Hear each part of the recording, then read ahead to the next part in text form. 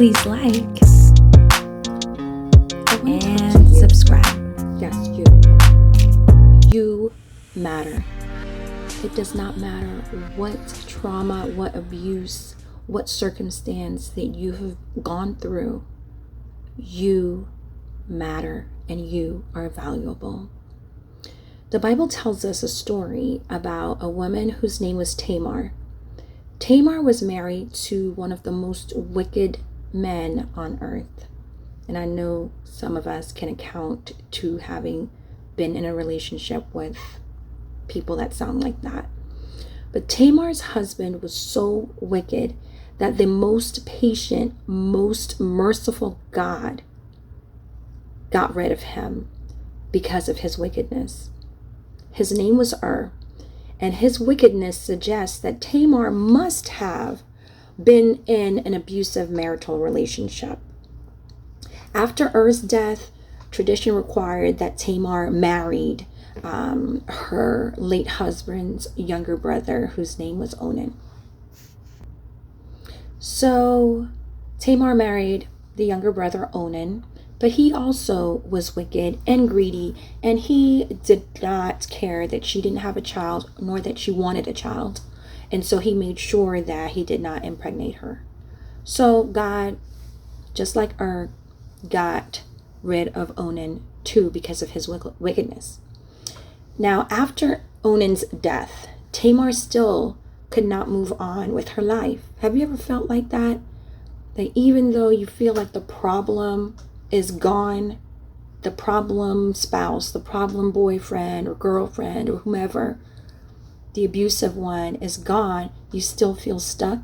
Well, that's how Tamar felt.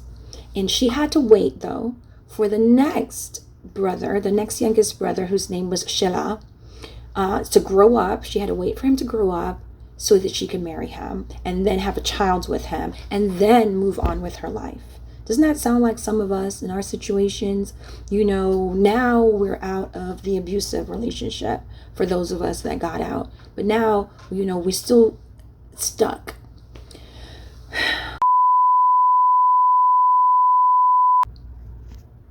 So after Onan's death, Tamar still could not move on with her life. And that's like many of us. We finally got out of the abusive relationship, but we still can't move on with our life. You still are valuable and you still matter. So Tamar had to wait on the next younger brother, Shelah, to grow up and then marry him and then have a child so that she could move on with her life. But having lost two prior sons, Tamar's father-in-law was a little concerned about her now, marrying yet another one of his sons.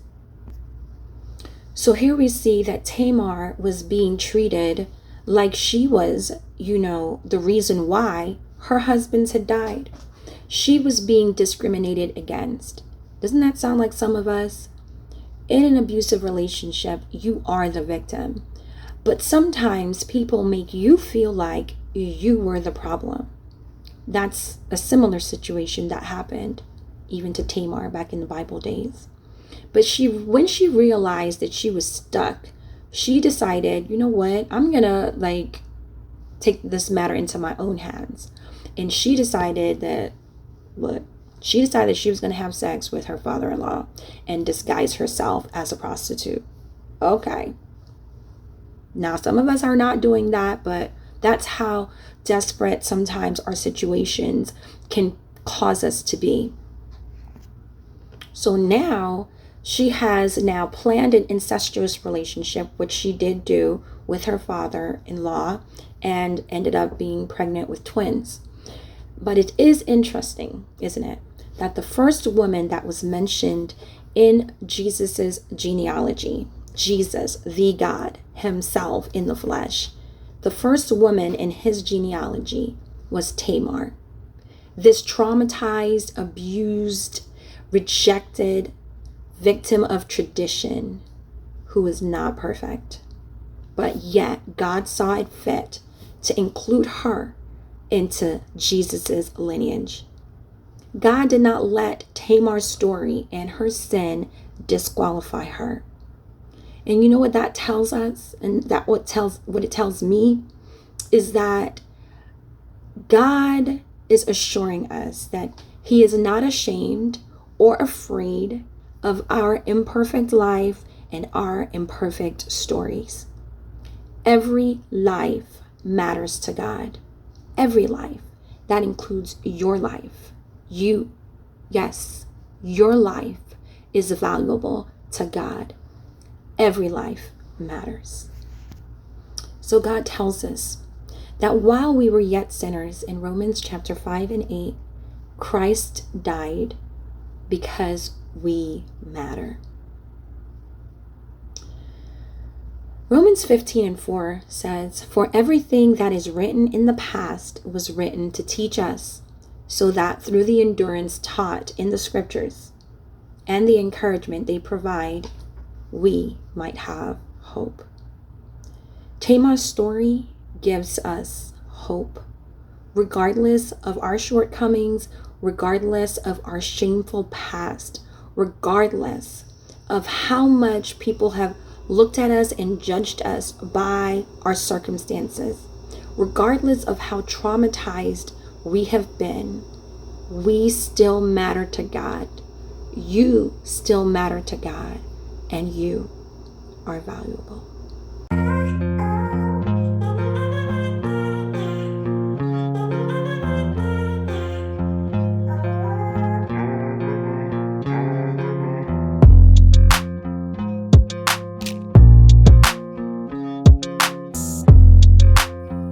Please like